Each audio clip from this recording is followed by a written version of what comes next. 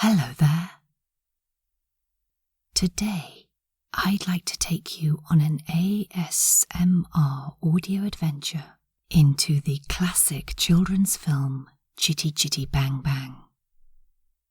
This is a topic that's been on my list to talk about for a while now, but one of my recent subscribers, who goes by the rather wonderful name of Fairy Berry Fizz, left a comment on my Mary Poppins video, specifically to ask me if I could make a similar talk about Chitty Chitty Bang Bang, and so here it is.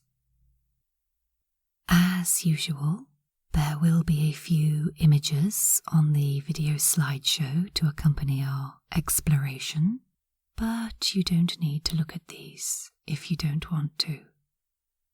If you prefer, you can just close your eyes, relax, and let my voice guide you. So, welcome to the magical world of Chitty Chitty Bang Bang. The film was made in 1968, and it was produced by Albert R. Broccoli, who was better known as Cubby Broccoli, and who was also the producer of the James Bond film franchise. On the surface, a children's musical about a flying car might seem like rather a departure for a producer who was usually associated with spy adventure films, but the two genres actually have more in common than might first appear, because both the original book of Chitty Chitty Bang Bang and the James Bond novels were penned by the same writer, Ian Fleming. Fleming wrote Chitty Chitty Bang Bang as a story for his son, Caspar, and it was inspired by the real-life amateur racing driver Louis Zaborowski, who in the 1920s had been known for building a series of remarkable cars that were fitted with huge aircraft engines.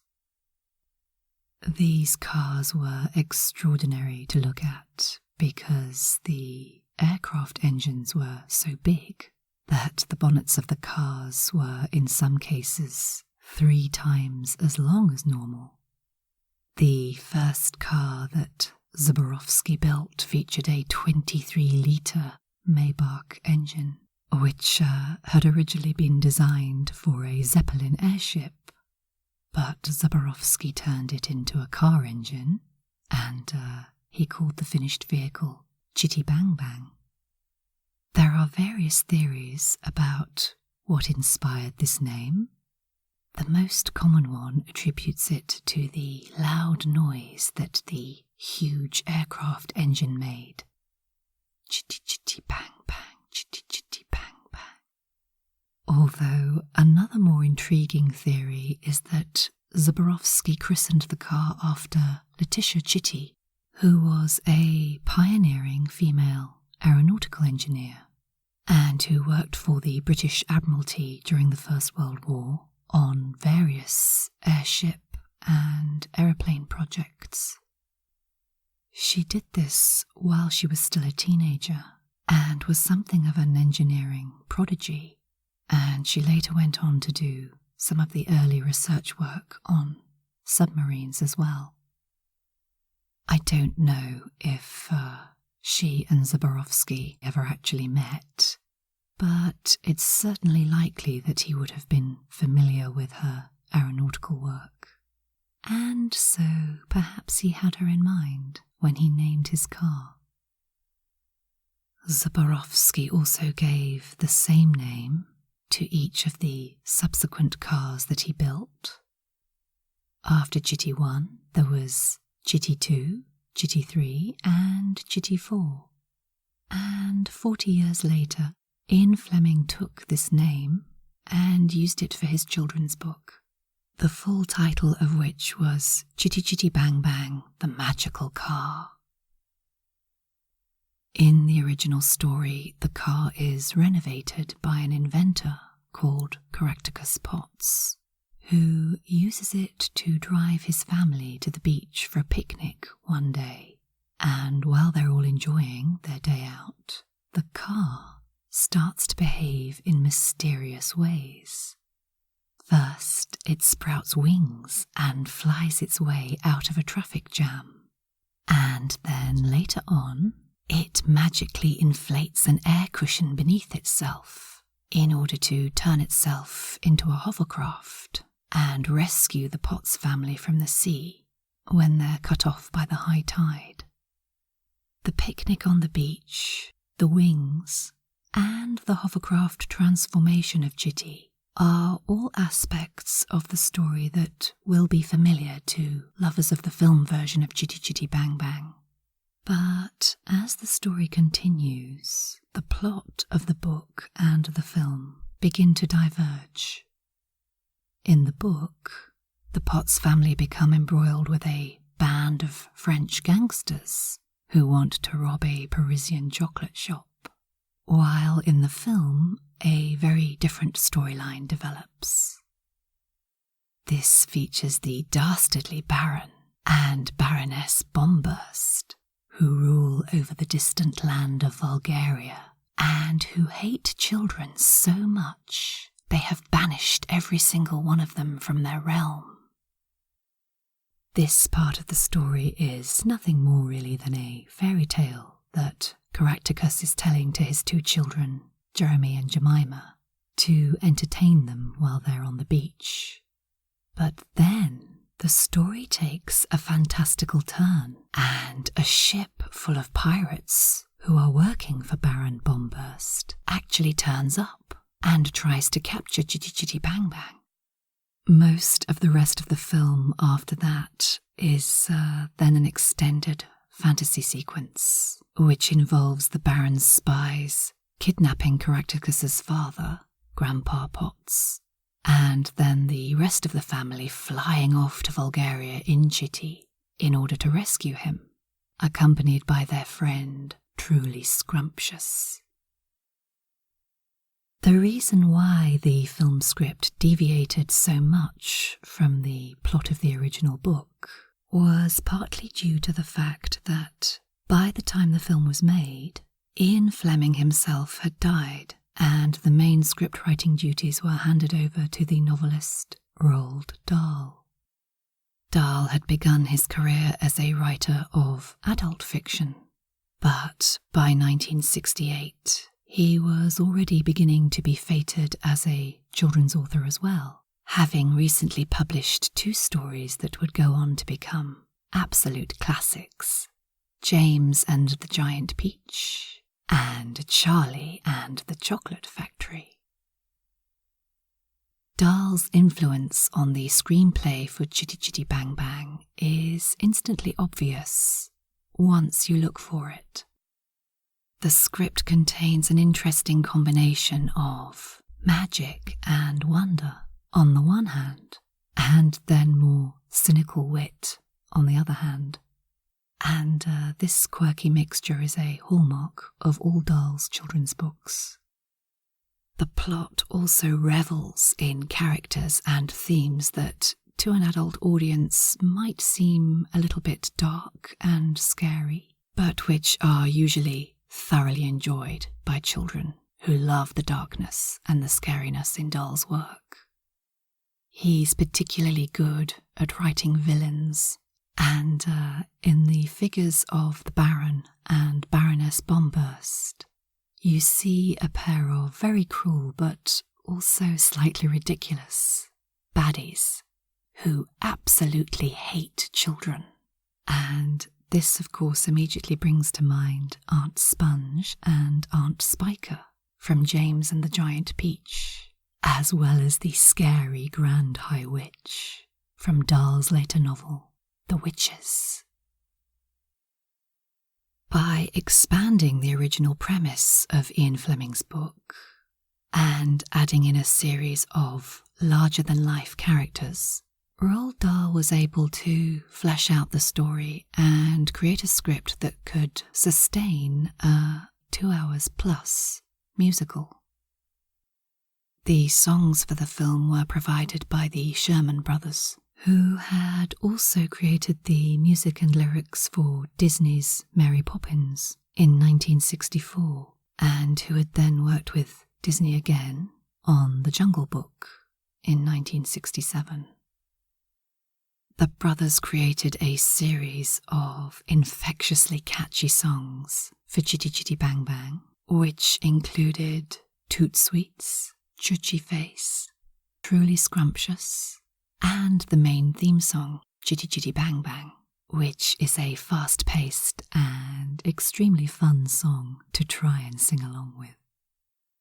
The Sherman Brothers also wrote a really rather beautiful ballad for the film called Hushabye Mountain, which Caractacus Potts first sings to his children as a gentle lullaby, but which later in the film is reprised in a much more poignant and moving scene when Caractacus and Truly discover a dark grotto full of lost children that are hiding from the Baron and Baroness, and the pair of them sing Hushabye Mountain to these sad and abandoned children in order to bring them some comfort and hope.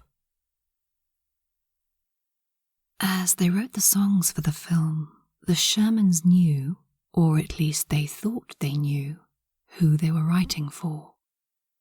The role of Caractacus Potts had always been intended from the beginning as a project for Dick Van Dyke, although he originally turned down the offer and had to be lured into accepting the part with a substantial increase in salary.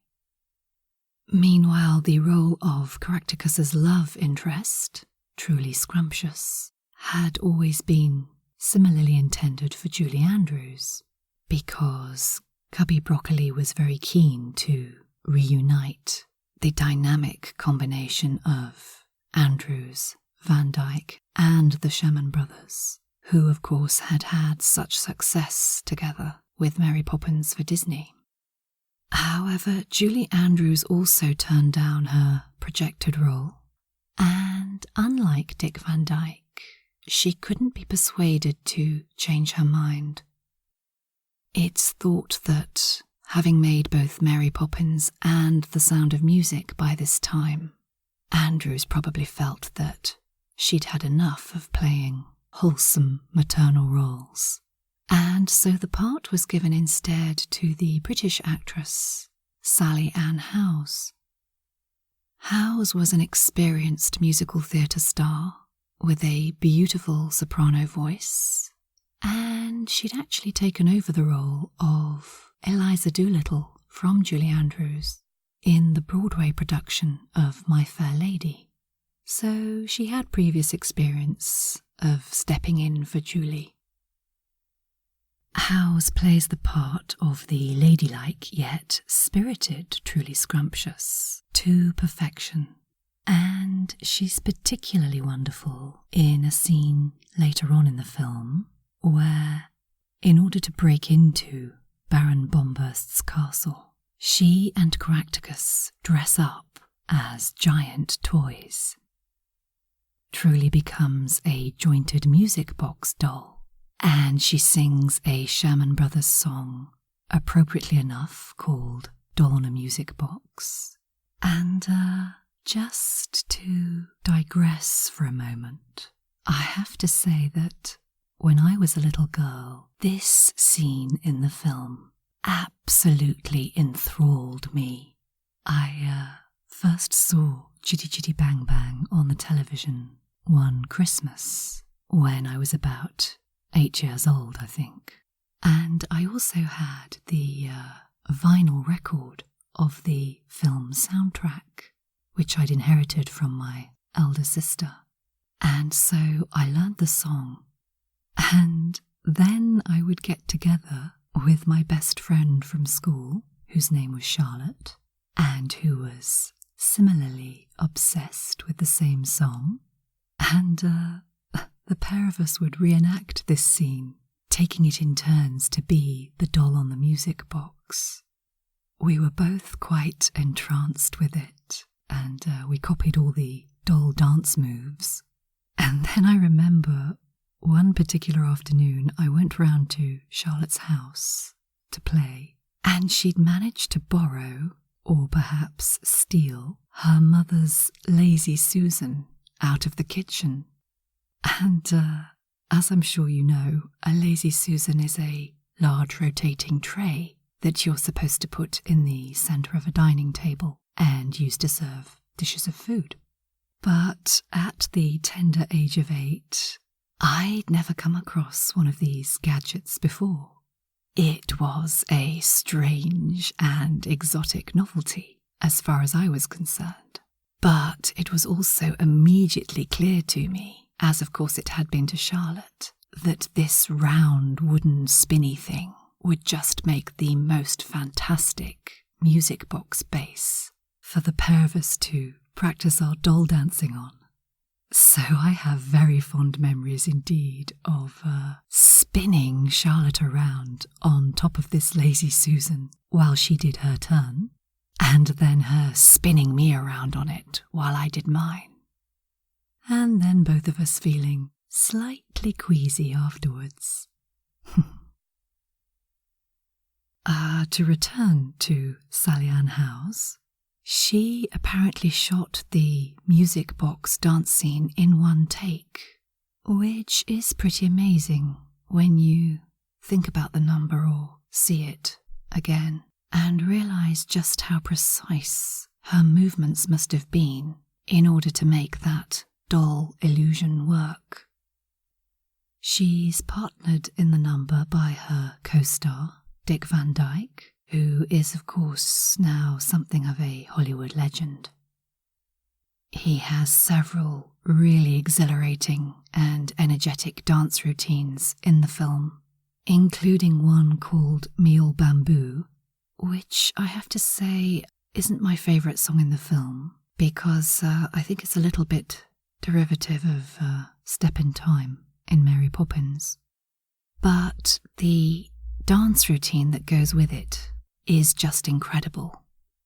It's amazingly fast-paced and an incredibly tricksy bit of choreography. And the fact that Dick Van Dyke was able to perform it in such a dynamic and exciting way is even more impressive when you discover that at the time of filming, he was not only an alcoholic, but he also smoked 40 cigarettes a day, and he'd just been diagnosed with severe arthritis, to the point where his doctor had told him that he probably wouldn't be able to walk within 5 years.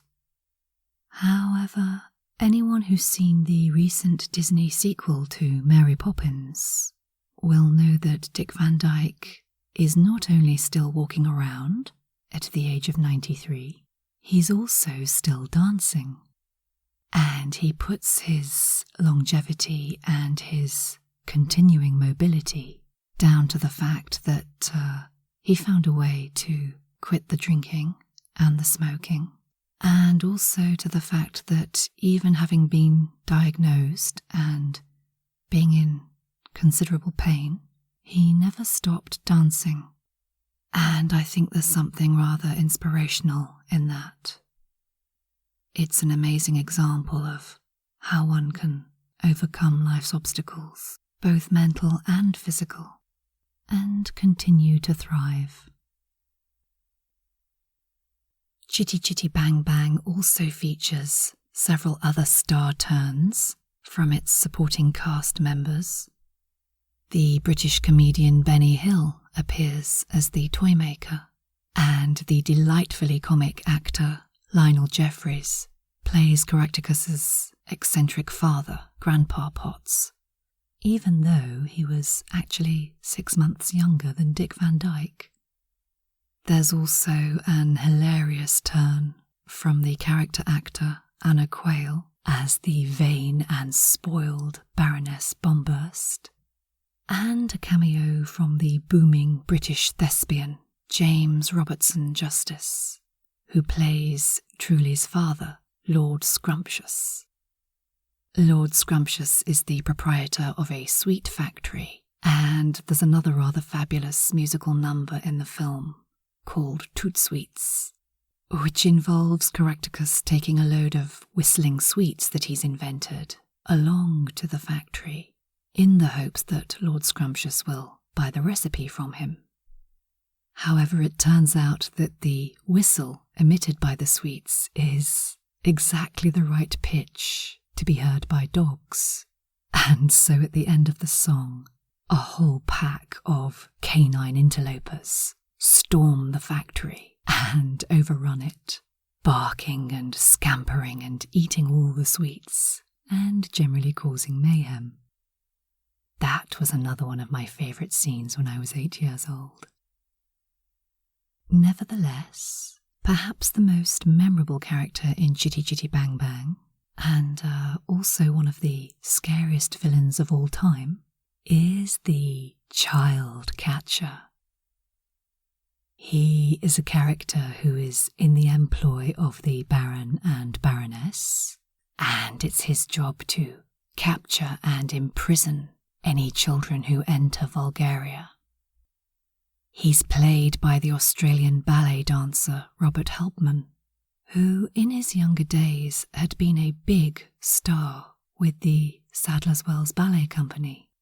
He was a principal dancer, and he partnered all the great prima ballerinas of the era, including Alicia Markova, Margot Fonteyn, and Moira Shearer. And in fact, he actually plays opposite Moira Shearer in the enchanting and beautifully eerie ballet sequence that's in the film The Red Shoes by Powland Pressburger. And that's one of my all-time favourite movies, actually, so I'll probably get round to doing a talk about it at some point. By the 1960s, Robert Helpmann was working as a choreographer, and he was also the co-director of the Australian Ballet, but he accepted the part of the child catcher in Chitty Chitty Bang Bang, and he turned it into an iconic role. Dressed all in black, with his crooked top hat, his long, dark, greasy hair, and his huge nose that can sniff out children, the child catcher is a gloriously sinister villain, and he's particularly creepy when he arrives in the village square one day, searching for the Potts children, and he's all decked up in festive finery. He's wearing a beautiful yellow embroidered coat, and he's attached a bunch of tulips to his hat, and he's calling out to the children, offering them free lollipops. And of course they come out and climb into his brightly decorated carriage, which is then revealed to be a wicked cage that the child catcher uses to carry them off. That scene was quite terrifying to me, I think, when I first saw the film as a child, and I don't think I was alone. Lots of children over the generations have been sent scuttling off behind the sofa as a result of the child catcher. And it's perhaps quite sad that this beautiful and gracious dancer, Robert Helpmann, is best remembered today for his ability to give kids nightmares. As well as the human stars of the film, there's also, of course, another very important leading character, Chitty Chitty Bang Bang, the car. This was created by Ken Adam, who was a production designer who'd worked extensively on the Bond films, and who also designed the sets for the Kubrick film 2001: A Space Odyssey. He made 6 versions of the Chitty Chitty Bang Bang car, although only one of them was fully roadworthy. This was a full-size model that was fitted with a Ford 3000 V6 engine. It measured over 17 feet in length, and it weighed over 2 tons, which made it, of course, pretty difficult to drive. Dick Van Dyke has been quoted as saying that the car had the turning radius of a battleship. But nevertheless, after filming, one of the on-set drivers, Peter Picton, bought the car and he kept taking it around on tour and showing it to the public at special events. He then sold the car at auction, and it was bought by the film director Peter Jackson, who of course is famous for bringing both the Lord of the Rings trilogy and The Hobbit to the big screen. One anecdote about Jackson's ownership of Chitty that I find particularly amusing is that apparently, while he was filming The Hobbit, Peter Jackson used to chauffeur members of his cast around in the car with the Chitty Chitty Bang Bang theme tune blaring out through a sound system. And I have very entertaining and somewhat surreal visions in my head of this. Ian McKellen and Martin Freeman, dressed in their Gandalf and Bilbo costumes, and being driven around, squashed into the back of Chitty Chitty Bang Bang. I wonder if they ever took off and flew. The places that Chitty Chitty Bang Bang travels to in the film were mainly shot on location in England, although the beach scene was filmed along the stunning coastline of Saint-Tropez in France. There were also 2 notable German locations used for filming: the town of Rothenburg, which doubled as the village of Bulgaria, and Schloss Neuschwanstein, which served as Baron Bomburst's castle. Rothenburg is a very picturesque medieval fortress town in Bavaria, which is just full of pretty half-timbered houses and quaint cobbled streets. Neuschwanstein, meanwhile, is an enormous 19th century castle, which was built by the eccentric Bavarian king Ludwig II. It towers on top of a rocky outcrop that rises up 800 metres above sea level, and the castle can be seen for miles and miles around. Ludwig himself was a passionate palace builder. He built several opulent and splendid houses for himself, but Neuschwanstein is perhaps the most fantastical, and certainly the most famous. With its towers and spires, it looks very much like an archetypal fairy tale castle, and as well as appearing in Chitty Chitty Bang Bang, it was also used as the inspiration for the castle in Disney's animated film version of Sleeping Beauty. Chitty Chitty Bang Bang received its premiere in London on the 16th of December 1968, and early reviews of the film were mixed. Some critics enjoyed it, but many were quite dismissive of the story and the characterization, and I think this might be perhaps because of the timing. By the end of 1968, large, glossy, family-friendly musicals were falling very much out of fashion, and so I think quite a few of the early reviews of the film were perhaps a bit sniffier than the movie actually deserves. Nevertheless, it appealed greatly to its target audience of children, and in the 50-plus years since the film was released, it's definitely become something of a classic.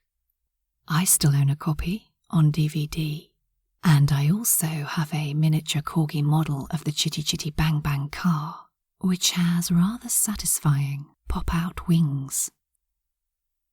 In the early noughties, the film also inspired a live stage adaptation, which was directed by the then head of the Royal Shakespeare Company, Adrian Noble, and which opened at the London Palladium in 2002. It ran consistently for 3.5 years, making it the longest ever running show at the Palladium, And it also holds the record for containing the most expensive stage prop ever built. This was, of course, the Chitty Chitty Bang Bang car itself, which cost £750,000 to make, and which included all the same features: the wings, the tilting tyres, the hovercraft, cushion, that were in the original film, and which made the theatrical version of the car even more magical because it appeared to fly across the stage. The live show then went on to Broadway, and it's toured around the world since.